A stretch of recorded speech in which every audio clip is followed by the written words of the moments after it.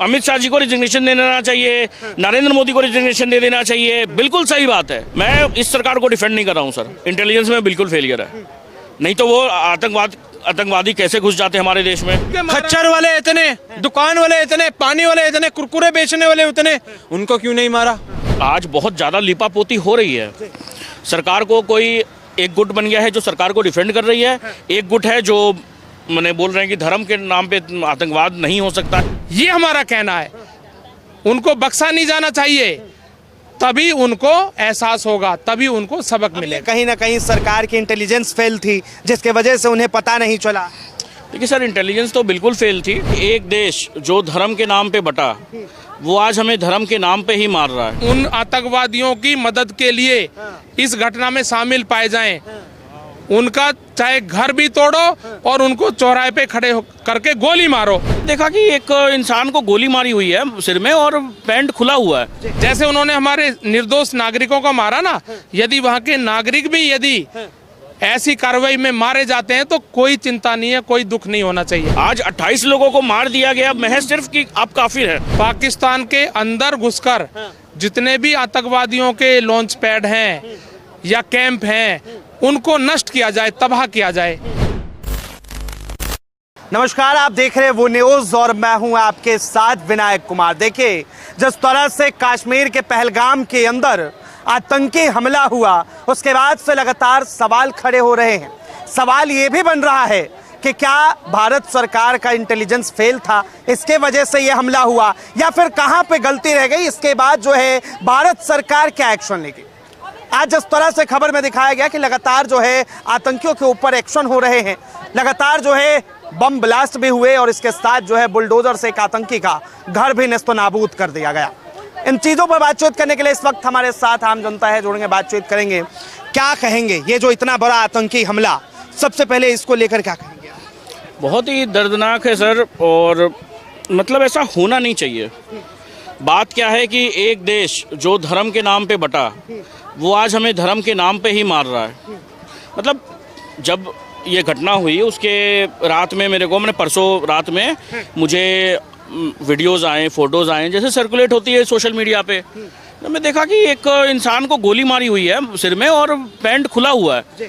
मैं समझा ये क्या चीज़ है, ये मुझे समझ में नहीं आया कि पैंट क्यों खुला हुआ है। जब मैं घर गया, टीवी देखा, न्यूज़ देखा, सब कुछ, तो मुझे समझ में आया कि धर्म के नाम पे मार रहे हैं लोगों को। और यहाँ तक कि कलमा बोल रहे हैं पढ़ने के लिए।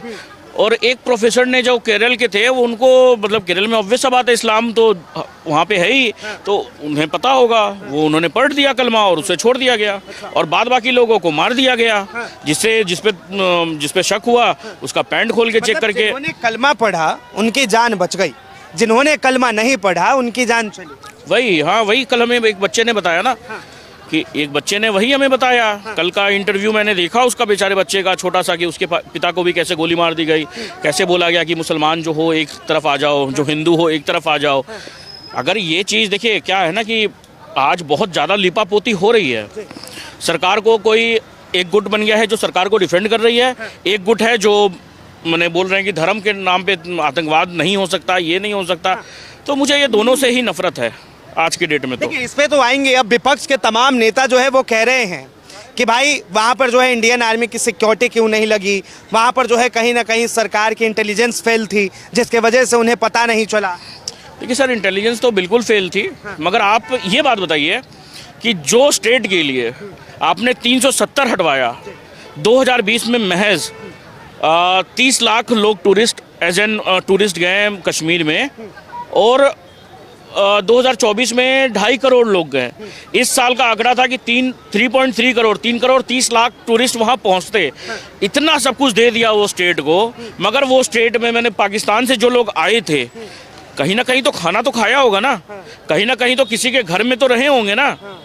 ऐसा तो नहीं है कि सर AK-47 लेके वो जंगल में रुके होंगे, ऐसा तो मुझे नहीं लगता है। कहीं ना कहीं तो किसी ना किसी ने उन्हें पनाह दिया होगा। आज वो पनाह देने वाले मेरे नज़र में सारे आतंकवादी हैं, जिन्होंने भी ये दिया है, जिन्होंने ये भद्दा काम किया है। आज 28 लोगों को मार दिया गया महज सिर्फ कि आप काफिर हैं। आपने आज मेरा नाम नहीं पूछा, नहीं तो मैं आपको नाम के बदले में बोलता मैं काफिर हूँ। आप भी काफिर ही हैं। आप अपने आप को काफिर मानते हैं? आप भी काफिर ही हैं। यहाँ पे जितने लोग मुझे फ्रेम में दिख रहे हैं मेजोरिटी में, सब काफिर ही हैं। नहीं काफिर मतलब कैसे काफिर हो गए? सर जो काफिर कैसे हो गए वो आतंकवादी से पूछिए ना कि वो काफिर कैसे हुए। अगर वो काफिर नहीं होते तो उनको छोड़ दिया जाता। वही बोला गया ना कि भाई कलमा पढ़ो। आज मुझे लगता है कि मैं कहीं भी अगर लेट से जाऊं, घर जाऊं या 1-2 बजे रात हो रही होगी और कोई मुझे पकड़ ले तो मुझे तो लगता है मुझे कलमा याद करना पड़ेगा। बोलेंगे कि भाई कलमा पढ़ो, अगर मैं पढ़ लूंगा तो मुझे शायद छोड़ देंगे। अगर मैं अपनी गर्लफ्रेंड के साथ में, अभी तो मेरी शादी नहीं हुई है, अगर मैं कहीं गर्लफ्रेंड के साथ जाऊं या कोई अपने दोस्त के साथ जाऊं कहीं तो हमें मार दिया जाएगा अगर मैं कलमा नहीं सुनाऊंगा तो। यही ये चीज हो रहा है ना। आज कुछ दिन पहले 2-3 देखिए देश में जो है प्रधानमंत्री है, प्रधानमंत्री पे लोग भरोसा कर रहे हैं और आप कह रहे हैं कि भाई हमें जो है कलमा सीखना चाहिए, मतलब क्यों? सर प्रधानमंत्री पे देखिए मुझे भरोसा है कि कुछ ना कुछ तो एक्शन होगा, मगर बात क्या है ना कि मुझे सेना पे ज़्यादा भरोसा है। मुझे अपने सेना पे ज़्यादा भरोसा था। मुझे अपने सेना पे तब भी भरोसा था जब 26/11 हुआ था, जब हमारी सेना बोल रही थी कि हम एकदम स्टैंड बाई में हैं, हम एकदम रेडी हैं, हमें परमिशन दीजिए कुछ करने का, एयर स्ट्राइक करने का या जो भी करने का। मगर कांग्रेस की सरकार परमिशन नहीं देती है। यही सरकार आई, देखिए इनका विल पावर देखिए। मैं इस सरकार को डिफेंड नहीं कर रहा हूँ सर, इंटेलिजेंस में बिल्कुल फेलियर है। नहीं तो वो आतंकवादी कैसे घुस जाते हमारे देश में। वहाँ पे उस बच्चे ने बोला कि ऊपर में एक भी जवान नहीं था। क्यों? अगर 3-4 जवान होते तो अगर समझ लिए गोली चलाई ठीक है, कुछ तो कैजुअलिटीज कम होते, कुछ तो कम लोग मारे जाते। आज ये सरकार से बिल्कुल सवाल पूछा जाना चाहिए। ये सरकार जब ये बोली थी, अमित शाह जब बोले थे कि हम 370 हटा रहे हैं, एक पत्थर भी कोई नहीं मार सकता या ईंट भी नहीं मार सकता, आज पत्थर नहीं सर लोगों को मार दिया गया है। सवाल तो उठेंगे, सवाल का जवाब भी देना उनका कर्तव्य है। नेता जो कह रहे हैं कि भाई देश के गृह मंत्री अमित शाह को इस्तीफा दे देना चाहिए, लगता है आपको इस्तीफा दे देना? सर इस्तीफा देना इसका ये है क्या? 3200 हमले, मेरे ख्याल से मैं एक डाटा पढ़ रहा था, 3200 हमले यूपीए सरकार में हुए हैं। इस चीज को ना, जैसे हम क्या है ना कि पहले क्या था कि आज वो हमला होते ही वो कश्मीर चले गए, वो हमला होते ही कश्मीर चले गए। इसके पहले जब यूपीए की जब सरकार थी तो कहते थे कि शिंदे ना क्या वो जो गृह मंत्री थे वो बोलते थे कि मुझे कश्मीर जाने में मेरा पैर कांपता था, मैं जाने के लिए सोचता था, मैं सोचता था कि मेरा दौरा रद्द हो जाए। और ये चीज सिर्फ आपने जो बोला ना कि अमित शाह को रिजिग्नेशन दे देना चाहिए, मैं नहीं कह रहा सर, ये विपक्ष के तमाम नेता कह रहे हैं। आपका ही क्वेश्चन है सर। हाँ बिल्कुल, कि अमित शाह जी को रिजिग्नेशन दे देना चाहिए, नरेंद्र मोदी को रिजिग्नेशन दे देना चाहिए, बिल्कुल सही बात है। वो चीज में मैं आपको बोलता हूं कि जितना गवर्नमेंट जिम्मेदार है उतना हम भी जिम्मेदार हैं। वो हमला जो हुआ है उसके आप भी जिम्मेदार हैं, मैं भी जिम्मेदार हूँ, आपके कैमरामैन भी जिम्मेदार हैं और सब कोई जिम्मेदार हैं। आप बोलेंगे ये क्या दारू रूपी क्या हैं क्या आपके मन में चल रहा होगा सवाल। मगर जब हम बोलते हैं ना कि आतंकवाद का कोई धर्म नहीं होता है, सर आतंकवाद का धर्म नहीं होता है। ये बात जो हम छोटे से जब सुनते आ रहे हैं ना, हम इसमें लीपा पोती कर रहे हैं सर।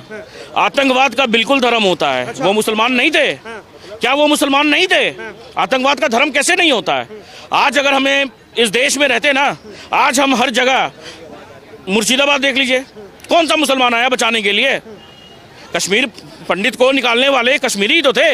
जो लोग बोल रहे थे कि कश्मीर फाइल्स प्रोपोगेंडा है, कौन से कश्मीरी को निकाला, कौन से कश्मीरी को मारा?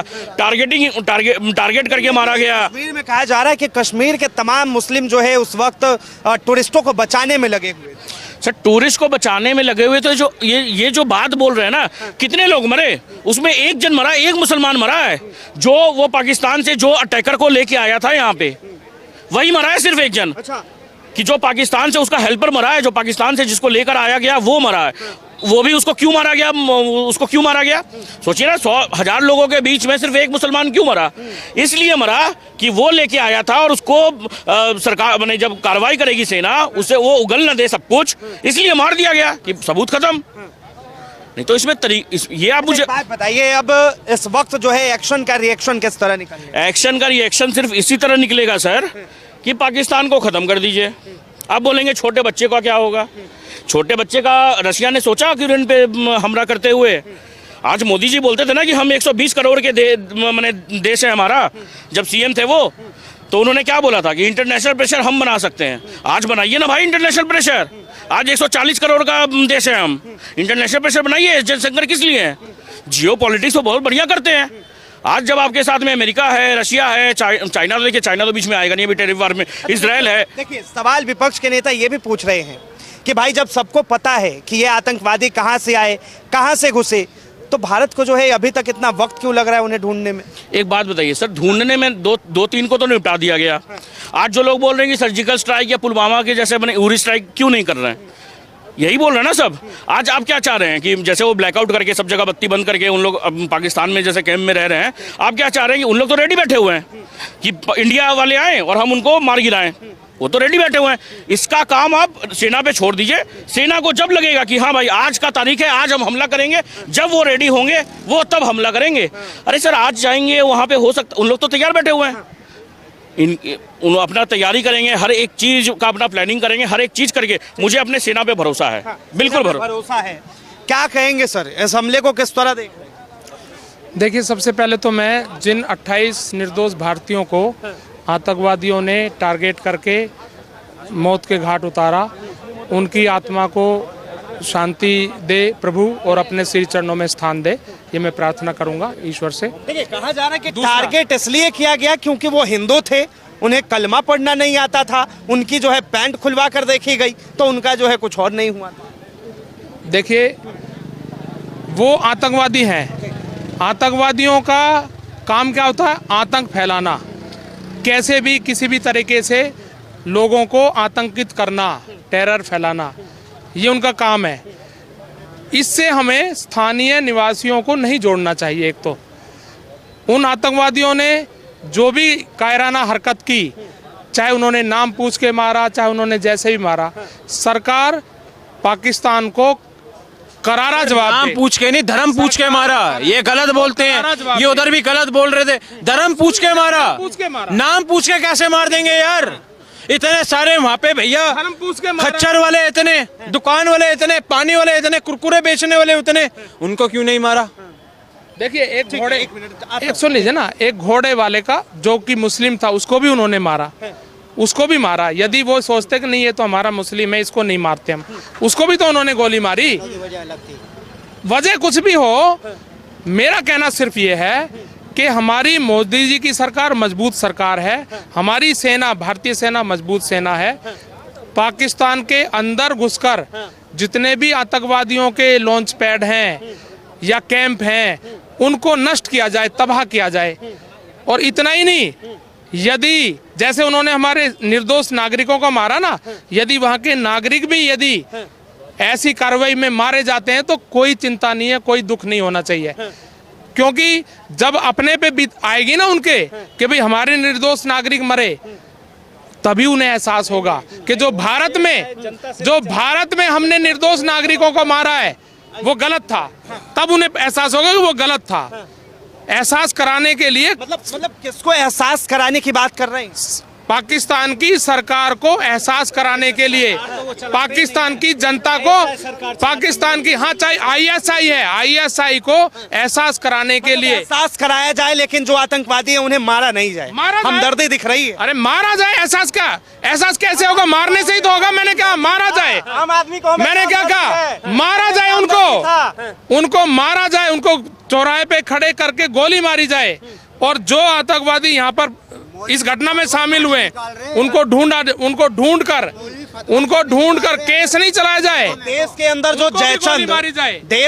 जो जयचंद बैठे हैं उनका सुन लीजिए ना। और जो स्थानीय निवासी मान लीजिए उन आतंकवादियों की मदद के लिए इस घटना में शामिल पाए जाएं, उनका चाहे घर भी तोड़ो और उनको चौराहे पे खड़े करके गोली मारो, ये हमारा कहना है। उनको बख्शा नहीं जाना चाहिए, तभी उनको एहसास होगा, तभी उनको सबक मिलेगा।